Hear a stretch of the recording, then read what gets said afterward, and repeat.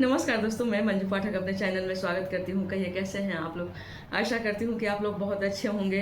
तो चलिए आज हम इस वीडियो में जानेंगे कि देवउठनी एकादशी कितना तारीख को पड़ रहा है, क्या दिन वार पड़ रहा है, पूजा का मुहूर्त क्या है, पारण का मुहूर्त क्या है, समय क्या है, सब इसी वीडियो में हम लोग जानेंगे। पूरा वीडियो अवश्य देखिएगा आप लोग।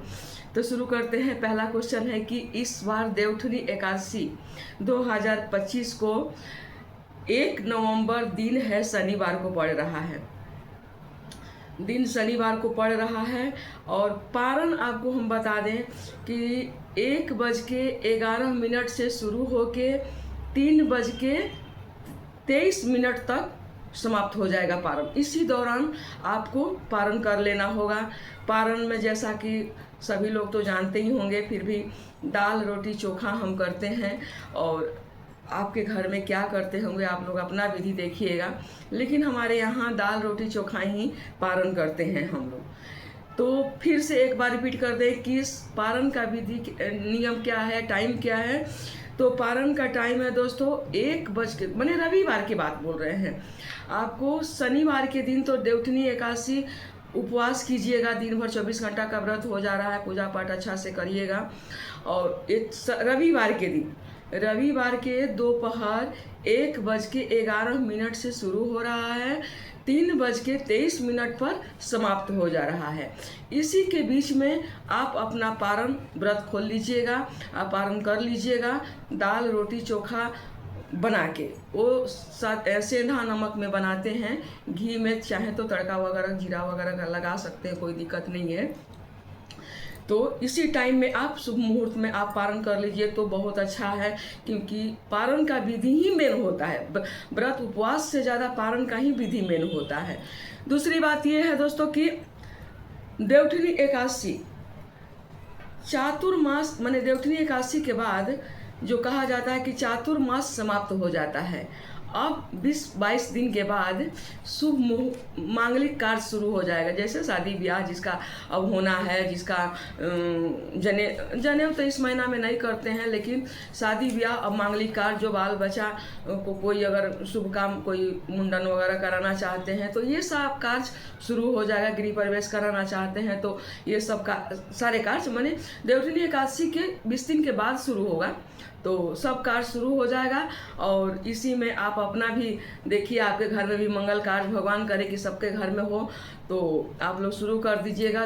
तीसरी बात यह है दोस्तों कि तुलसी विवाह उन व्यक्तियों को नहीं करना चाहिए जिनके घर में पुत्री हो पहले से, माने अपना बच्चा लड़की, क्योंकि एक पति पत्नी दोनों उपवास रह के कन्यादान करते हैं। नियम तो यही है। जैसे विधि से अगर तुलसी विवाह कीजिएगा ना, तो देखिए नियमता यही है कि तुलसी विवाह पति पत्नी दोनों 24 घंटा का व्रत रख के विधिवत चौका पर, जैसे लड़की का आप शादी करते हैं उसी प्रकार से तुलसी मैया का आप शालिग्राम जी से कन्यादान कीजिएगा, ठीक है ना। तो इसी तरह से उन आदमी को नहीं करना चाहिए जिनका अपना खुद का लड़की हो, जिनके लड़की नहीं है वो ही कन्यादान विधिवत करे तो अच्छा है। साधारण तरीका से कोई भी कर सकते हैं, ऐसे ही नॉर्मल जैसे रोज पूजा करते हैं उस प्रकार से आप साधारण कन्यादान माने तुलसी दान कोई भी कर सकता है, कोई बात नहीं है। साधारण तुलसी विवाह आप कैसे हो कर लीजिए, कोई भी करे, लेकिन विधिवत चौका चानन पंडित जी को बुला के और विधिवत उनका पूजा पाठ करके और शादी ब्याह जैसे विवाह का मुहूर्त होता है उस प्रकार से सब विधि करके और कन्यादान जो तुलसी दान देते हैं ना, वो जिनका लड़की नहीं है वही करे तो अच्छा है। दूसरी बात यह है कि उन्हीं पंडित जी को बुलाएं जिनके पास खुद का शालिग्राम भगवान हो। क्यों? क्योंकि तुलसी माता अगर लड़की हैं तो शालिग्राम हमारे दामाद हुए, तो इसीलिए कहा जाता है कि पंडित जी को जब हम दान करेंगे तो दामाद माने स्वरूप मान के हम उस दिन तुलसी विवाह करते हैं, चौका चरण कर तुलसी दान करते हैं। तो पंडित जी के पास जो शालिग्राम होना उन्हीं के साथ आप विवाह करिए और तुलसी दान कन्यादान कीजिए। तो ये हो गया। अब रह गया कि तुलसी जी का माने पूजन कब करें। तो तुलसी जी का पूजन गोधूली बेरा में करना चाहिए, जैसे 6 बजे से लेके 8 बजे शाम तक ये शुभ मुहूर्त है, आप इसी में आप उनका तुलसी विवाह कर सकते हैं, कोई दिक्कत इसमें नहीं है। चौथी बात दोस्तों ये है कि तुलसी जी का जैसे कि हम लोग विदाई करते हैं, मैंने जैसे शादी हो गया, तुलसी कन्यादान हो गया, अब उनका विदाई करें तो देखिए रविवार दूसरा दिन पड़ रहा है, पारण पड़ रहा है, मैंने द्वादशी पड़ रहा है, तो उस दिन विदाई तुलसी जी को नहीं करिए, वो एक दिन मर्याद रखिए, मर्याद रखिए। हमारे यहाँ मर्याद पहले के ज़माने में रखा जाता था, जब बारात आता था ना तो एक दिन बाद मैंने लड़का खाली रह जाता था, उसका भाई वगैरह एक दो कोई रह जाएंगे और सारे बाराती लोग चले जाएंगे, खाली लड़का कोई दो चार आदमी रह जाएंगे, उन्हीं के साथ लड़की को फिर विदाई करेंगे। तो दूसरा दिन रविवार हो जा रहा, रविवार के दिन लड़की विदाई नहीं करते हैं। अगर विदाई किसको बोल रहे हैं? विसर्जन करना। जैसे कि मान लीजिए कि हम सब पूजा पाठ कर लिए और पंडित जी को हम दान दक्षिणा दे दिए और वहाँ पर चढ़ाया हुआ सामग्री जो है, अखंड दिया वगैरह हम जलाए हैं, तो वो किस दिन नहीं तो वो एतवार को रविवार को मत जलाइए, इसी को विदाई बोलते हैं। वो पंडित जी को जो देना लेना है आप सब करके सोमवार के दिन कीजिए, तो इसी को विदाई भी बोलते हैं अपने भाषा में। और जो पंडित जी को जो दान दक्षिणा दीजिएगा वो सभी चीज़ आप सोमवार को दिन कीजिए। लेकिन शादी जितना करना है, शादी जो कन्यादान आप कीजिएगा, मन तुलसी विवाह जिस दिन कीजिएगा वो शनिवार के दिन होगा। शनिवार के दिन शाम 6 बजे से लेके 8 बजे रात तक आप कर सकते हैं, कभी भी पंडित जी को बुला के। और याद रहे, फिर एक बार रिपीट कर रहे हैं कि वही पंडित जी को बुलाइए जिनके पास खुद का शालिग्राम हो, तो उन्हीं को के साथ आप तुलसी विवाह जो विधिवत कन्यादान करते हैं उनके लिए ये बात बोल रहे हैं। दोनों पति पत्नी आप उपवास रखिए और फिर जैसे लड़की का शादी का विधि विधान होता है, आप गन्ना से मंडप बना के और तब जाके उसी मंडप में तुलसी जी का गमला रख के विधिवत पंडित जी को बैठा के और तब शालिग्राम के साथ उनका पूजा शादी होता, तुलसी विवाह होता है। पांचवी बात यह है दोस्तों कि तुलसी विवाह में जैसे कि हम क्या क्या आप सामग्री दें, तो 5 सामग्री जरूर दीजिए। वो 5 सामग्री क्या होता है कि 5 बर्तन हो गया, 5 कपड़ा हो गया, 5 माने 5 तरह का फल मिठाई जो भी हुआ, ये सब चीज़ होना चाहिए। चाहे वो क्वालिटी माने क्वांटिटी थोड़ा थोड़ा ही क्यों ना हो, लेकिन 5 तरह का होना चाहिए। 5 तरह का अनाज दीजिए, आप थोड़ा थोड़ा ही करके, लेकिन 5 तरह का अनाज दीजिए।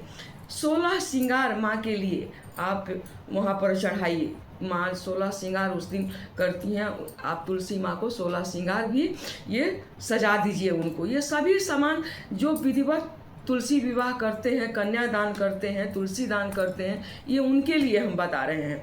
साधारण पूजा आप छोटा मोटा जैसे रोज करते हैं उस प्रकार से भी कर सकते हैं, कोई दिक्कत नहीं है, लेकिन ये सभी चीज़ें सामग्री उनके लिए ज़रूरी है जो विधिवत कन्यादान करेंगे, जो विधिवत तुलसी दान करेंगे, पूजा करेंगे, ये उनके लिए है। तो इन सब चीज़ों से आप तुलसी जी का विवाह करिए और पूजा कीजिए। माँ को खूब सुंदर सुहागन बना के और खूब सजाइए, पूरा तुलसी पत्ते पत्ते आप उनको सिंदूर से टीका लगा दीजिए। वो पंडित जी खुदे सिंदूर दान के टाइम में अपना बोलेंगे कि आप टीका लगा दीजिए, सारा विधि हो जाएगा। तो छठी बात यह है दोस्तों कि बड़ा सा एक अखंड दिया रात भर जलना चाहिए, वहाँ पर जला के छोड़ दीजिए।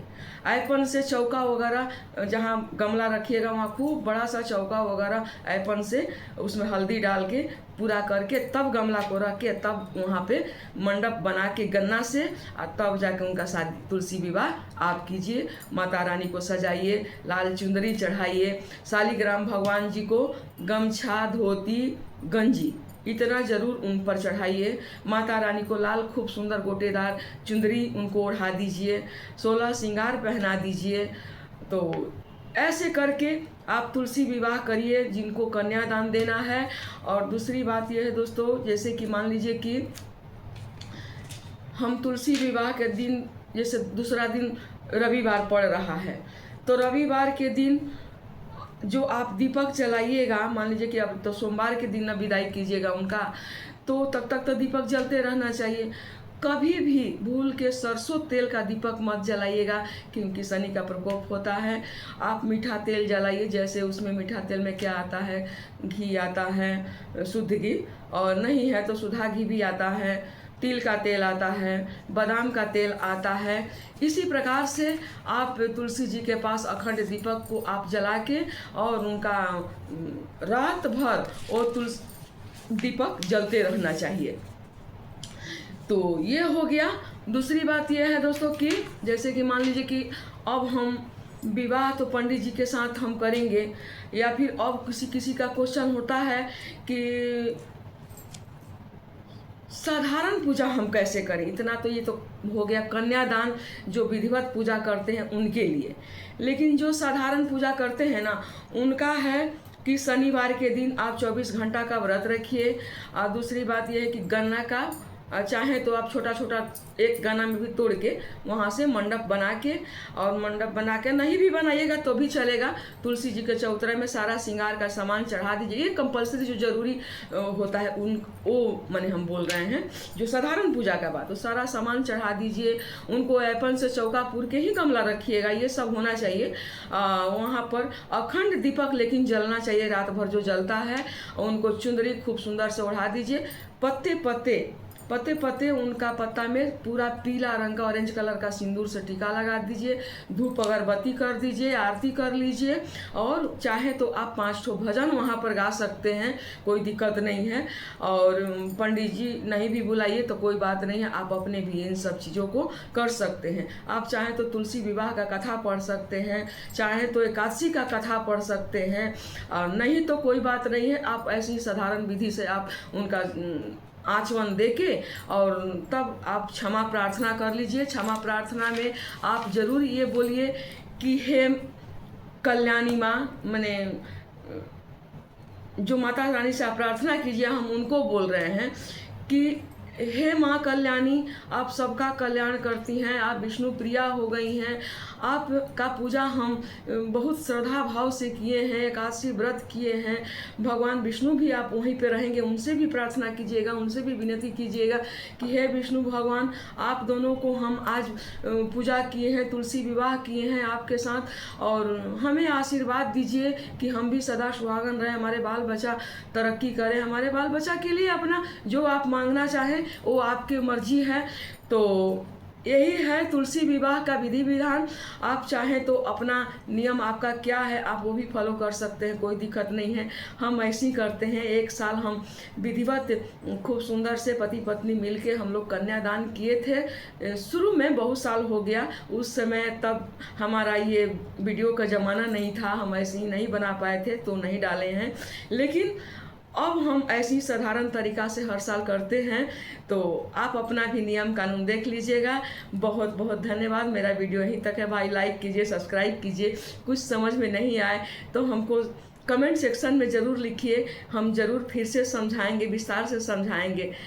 तो जय विष्णु भगवान की जय, जय माँ तुलसी मैया की जय।